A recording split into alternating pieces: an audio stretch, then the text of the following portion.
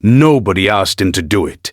He did it anyway, every night, for 11 weeks, and they almost ruined everything by trying to understand it. Atlas was 6 years old, a Great Pyrenees of the full expression of the breed. 118 pounds, white as new snow, constitutionally calm in the way of dogs bred for solitary mountainside work, accustomed to long hours of watchful quiet that humans sometimes misread as disengagement.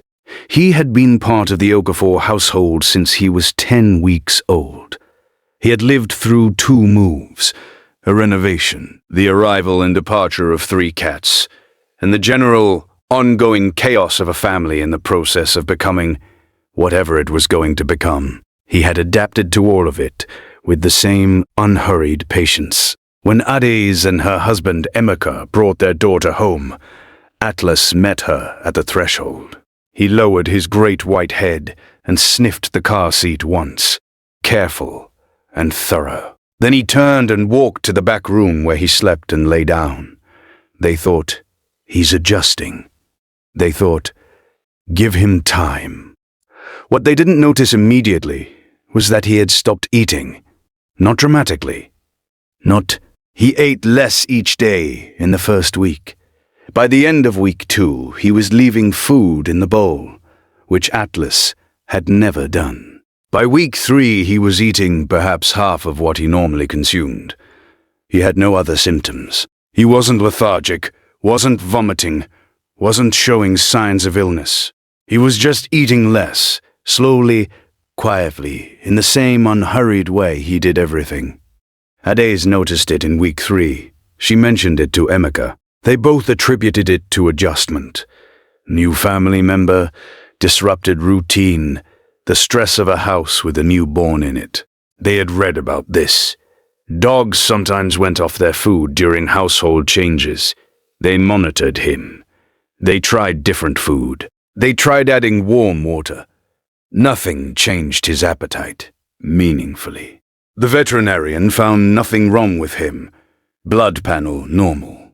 Weight loss within acceptable range given the circumstances. The vet said, sometimes dogs adjust slowly. Watch him. If it continues past 6 weeks, come back. It continued past 6 weeks. What neither Ades nor Emeka had noticed, what they could not have noticed, because it happened after they went to sleep, was what Atlas was doing every night. Their daughter, who they had named Kioma, slept in a bassinet in the master bedroom for the first 3 months. The baby monitor camera in the room showed the bassinet, the dresser, and a partial view of the bedroom door. It showed very clearly, from night 3 onward, the white shape of a Great Pyrenees lying in the doorway of the bedroom every night from approximately 11 in the evening until Ades, or Emeka's, alarm went off in the morning. He was not invited. No one had placed him there. He walked there after the household lights went off, and he lay in the doorway, and he was there every morning, and no one knew because no one had thought to look at the baby monitor footage from overnight. If you stay for stories about what animals sense before we do, you're in the right place. Subscribe so you don't miss the next one. It was Ades's mother who found it. She was visiting in week 9 and woke early and found Atlas in the doorway, and woke Adesi to show her. Ades stood in the bedroom doorway looking at her dog lying in the threshold, and felt something she could not immediately name. She pulled up the overnight footage from the previous night, then from the night before that, then from the beginning. Week 1, night 3. A white shape lowering itself to the floor in the doorway at 11 in the evening, and not moving until morning. 11 weeks of nights. She called the veterinary behaviorist that morning. She described the reduced eating and the nighttime vigil. The behaviorist, Dr. Constance Adeyemi, asked her to describe exactly where Atlas slept before Kioma arrived. Ades said wherever he felt like it, usually the living room. Dr. Adeyemi said, and where does he sleep now? Ades said, the bedroom doorway every night. I just found out. Dr. Adeyemi was quiet for a moment. She said, "The reduced eating, is he eating more during the day now that you're aware of the nighttime behavior?" Ades looked at Atlas's bowl. She had not changed anything about his feeding schedule. She said, "No." Dr. Adeyemi said, "He's staying awake at night. Working dogs of his breed were developed for nocturnal guarding. They are wired to maintain alertness during the hours of highest predator activity, which is overnight. When there is something in the home that the dog's instinct classifies as requiring protection, which a newborn absolutely is, in the hierarchy of vulnerability that a Pyrenees reads intuitively, the dog shifts into a guarding schedule. The reduced eating is because he's modulating his digestion to avoid the lethargy that a full stomach causes during a work period. He's calibrating himself for the job he has assigned himself." She said, "Nobody taught him this. His breed remembers it. Has your dog ever done something that made no sense until it was the only thing that made sense? Tell us in the comments. These stories deserve to be heard." She also said that the behavior would likely self-regulate as Chioma grew older and the dog's instinctive assessment of her vulnerability shifted.